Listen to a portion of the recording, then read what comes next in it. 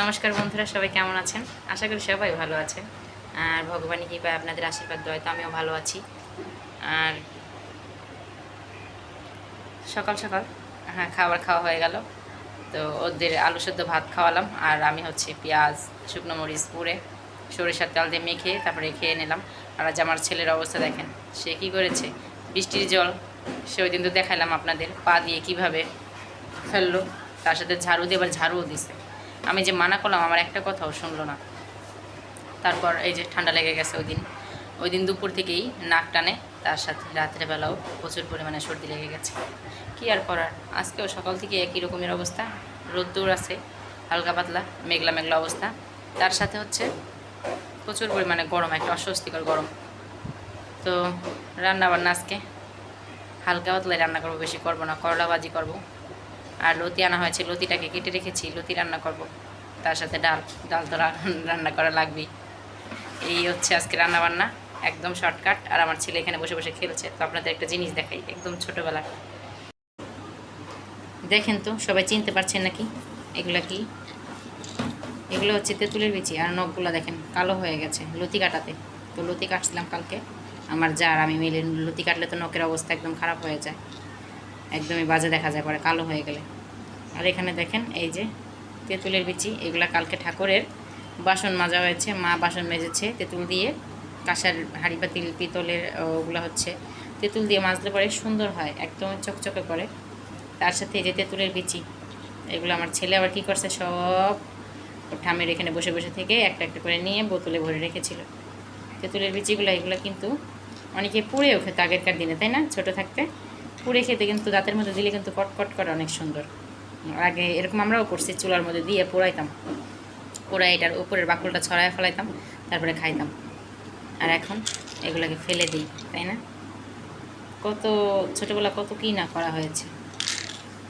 তো এই যে তেঁতুলের বিচি দিয়েও খেলতেছে, আর বোতলের মধ্যে নিয়ে ঝাঁকড়ায়, তার সাথে অনেক আওয়াজ হয়, এটা ওর কাছে ভালো লাগে। তো তেঁতুলের আটি নিয়ে অনেক গল্প করা হয়ে গেছে, এখন রান্না বান্না করতে হবে এগুলা দিয়ে কিন্তু। আর হ্যাঁ, পাথরের গুটি দিয়ে আগে কিন্তু আমরা পাথরের গুটি ওই দিন আনা হয়েছিল, আমার ছেলে আর সোজা দুজনে আনছিল। তো ওই পাথরের গুটি দিয়ে কিন্তু 5 গুটি খেলতে দারুণ লাগে। 5 গুটি খেলেছি অনেক ছোটোবেলা, তো এখন আর তেমন একটা খেলা হয় না। তো আমরা যাও খেলা খেলছি, আমাদের বাচ্চা কাচ্চারা তার কিন্তু কিছুই জানে না। কীভাবে জানবে? তারা তো আর বাহিরে বের হয় না, তারা তো এখন মোবাইলের যুগ, মোবাইল নিয়ে পড়ে থাকে। আর পড়াশোনা স্কুল থেকে বাসা এই পর্যন্তই, এছাড়া আর কোনো কাজ নেই। তো রান্নাবান্না করতে যাই বন্ধুরা, চলেন তাহলে। তো বাহিরের অবস্থা দেখলে বুঝতে পারবেন বন্ধুরা, এখন কিন্তু বেলা প্রায় 12টা বেজেই আসছে। এই যে হালকা পাতলা রোদ্দুর, অত রোদ্দুর নাই কিন্তু, কিন্তু তাপ অনেক। তার সাথে একটু মেঘলা মেঘলাও চারোদিক, আর গাছপালাগুলো একদম থুম ধরে আছে, যেন মনে হয় আবারও বৃষ্টি নামবে। কালকে সারা রাত প্রচুর পরিমাণে বৃষ্টি হয়েছিল। একটা মজার ঘটনা কী হয়েছে, কালকে যখন বৃষ্টি হয় সন্ধ্যা 7:30টার পর থেকে বৃষ্টি নামছে, প্রচুর পরিমাণে বৃষ্টি। তো আমাদের উপরে যে থাই জানলা, তো থাই জানলার উপরে একটা ছোটো জানলা আছে, ওই জানালা দিয়ে তার বেয়ে জল ঘরে ঢুকে গেছে, জানালা দিয়ে জল ঢুকে গেছে ঘরে। তো ওই যে জোরে যখন এই জলের ঝাপটা আসে বৃষ্টির, তখন এই জিনিসটা হয়। আবার কি হয়, ছাদ কিন্তু ভোরে একদম ঘরে ঢুকে যায় আমাদের উপরের ঘরে। তো এইগুলাই আর কি করার।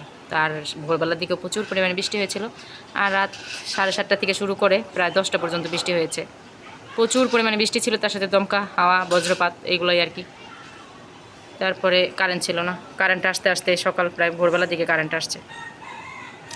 তো বাহিরের অবস্থা দেখলে মনে হয় আজকেও বৃষ্টি নামবে, এরকম একটা অবস্থা। ওইদিকে আমার ছেলে তেঁতুলের বিচিগুলোকে সব ভরে রেখেছে, রেখে ওই দেখেন ওইরকম আওয়াজ করে ও। এদিকে দেখেন গাঁদা ফুলের চারা আনা হয়েছে, গাঁদা ফুলের চারা। এই চারাগুলোকে গাঁদা ফুলের চারা আনা হয়েছে। তো এই যে এগুলোকে জলে ভিজায় রাখা হয়েছে, এখনও পর্যন্ত লাগাই নাই। বৃষ্টি হয়েছে প্রচুর পরিমাণে, এখন যদি লাগানো হয় তাহলে কিন্তু আবার ভালো টিকবে গাছগুলা। তো বৃষ্টির মধ্যে, বৃষ্টি হওয়ার পরে মাটিটা খুব ভালো থাকে, নরম থাকে, আর ওর মধ্যে গাছগুলো লাগালে খুব সুন্দর হয়। তো এটা মনে হয় 12 মাসের গাঁদা ফুল গাছ। তো লাগাই দিব, লাগাই দিলে কী হয়, ঠাকুর পূজা দেওয়া যায়, প্রত্যেক দিন একটা করে ফুল হলেও ভালো হয়। তো এটা লাগানো লাগবে, তাই এইভাবে জলে ভিজিয়ে রেখে দিয়েছি, তাহলে তাজা থাকবে। এদিকে দেখেন কতগুলো কাঁচামরিচ ধরেছে আমাদের গাছে, অনেকগুলো কাঁচামরিচ ধরেছে। নিচ থেকে দেখাই, তো এই গাছটা দিয়ে 3-4 বার করে ফুল হয়েছে। তারপরে কাঁচামরিচ 3-4 বার করেই কাঁচামরিচ হয়েছে। ডাল বসিয়ে দিয়েছি দেখুন। আজকে ডালটা রান্না করবো হচ্ছে তিতার ডাল। তিতার ডাল রান্না করবো করলা দিয়ে। তো গরমের মধ্যে তিতার ডাল কিন্তু দারুণ লাগে খেতে। আর যে এখানে কড়াই বসিয়ে দিয়েছি, তার মধ্যে করলাগুলোকে মেখে নিয়েছি। মেখে এখন ভেজে নিব, ভেজে ডালের মধ্যে দিয়ে দিব। তিতার ডাল খেতে কিন্তু দারুণ লাগে। তো এই যে এখন ভেজে নিই করলাগুলিকে লাল লাল করে একদম। আর এইভাবে করলা ভাজা খেতেও খুব ভালো লাগে।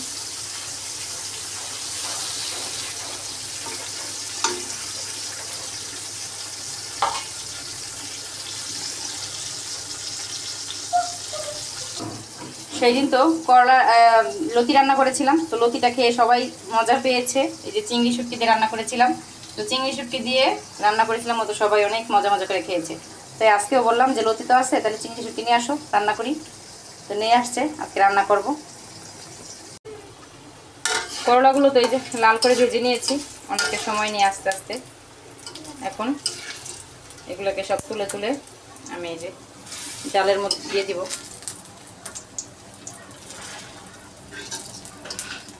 আর এই ডালের মধ্যে হচ্ছে সরিষা আর একটু রাঁধুনি ফোড়ন দিব।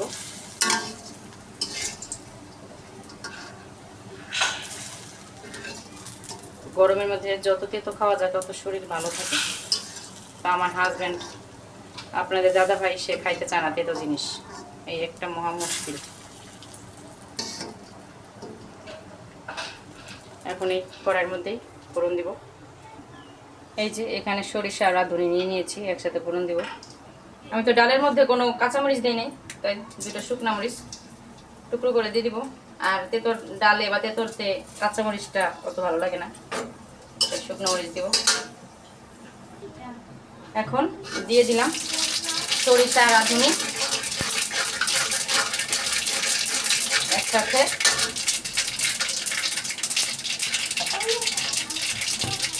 এর মধ্যে ডাল দিয়ে দিব।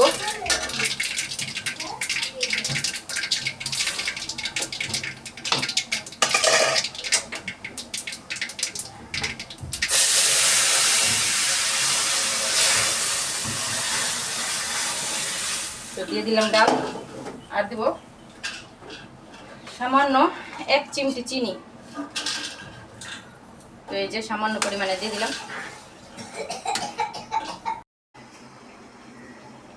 করলার ডাল রান্না তো হয়ে গেছে, নামিয়ে নিয়েছি। দেখেন বন্ধুরা, এই আম গাছের আমগুলো পেকে কি অবস্থা, একদম ফেটে গিয়েছে। আর এই পাশের আমগুলো পুরো লাল হয়ে গেছে। তো প্রায় আমগুলি পেকে গেছে। তো বাচ্চারা সবাই মিলে আমগুলোকে পারছে। ওই দেখেন, এই যে আমার ছেলে ও আরেকজনের লগা বানতাছে। তো অনেকে তো লগা বলে, আপনাদের এখানে কি বলেন সবাই জানাবেন কমেন্টে।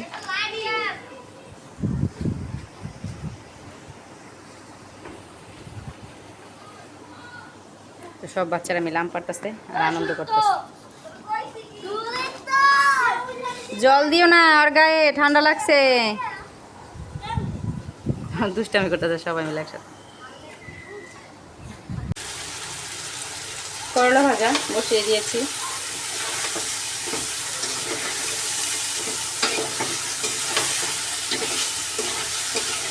শুকনো মরিচ ফোড়ন দিয়েছি, করলাগুলোকে দিয়ে একটু হলুদ আর লবণ দিয়ে দিয়েছি। দিয়ে এখন ভাজা ভাজা করবো। আর তেলের পরিমাণটা একটু বেশি দিয়েছি, করলা ভাজা তেলে তেল তেলা হলে কি হয়, ভালো লাগে খেতে। করলা ভাজা তো করে নিয়েছি, করলা ভাজা হয়ে গেছে। এখন এদিকে হচ্ছে এই যে শুটকি দিয়ে লতি রান্না। তো মশলাটা কষাইলাম, ওই আগের বার যেভাবে দেখাইছি আপনাদের সেম ওইভাবেই কষিয়ে তারপরে দিয়ে দিলাম লতিগুলোকে। এখন লতিটাকে একটু কষাবো, তারপরে জল দিয়ে দিব, জল দিয়ে ঢাকা দিয়ে দিব। জল দিব হচ্ছে সামান্য পরিমাণে, একদম অল্প দিয়ে ঢেকে দিব, একদম ভাজা ভাজা করে নামাবো। তো আজকে লতি রান্না তো হয়ে গেল চিংড়ি শুটকি দিয়ে কত সুন্দর করে, আর তেল বের হয়ে গেছে, লতিটা হয়ে গেছে ভাজা ভাজা। তো দুপুরে এখন সবাই মিলে একসাথে খাবার খাবো। আর এদিকে একটু বৃষ্টিও হলো, তো দেখাতে ভুলে গেছি আপনাদের। তো সবাই ভালো থাকবেন, সুস্থ থাকবেন। আর আজকে রান্নাবান্না কেমন লেগেছে অবশ্যই সবাই একটা কমেন্টের মাধ্যমে জানাবেন।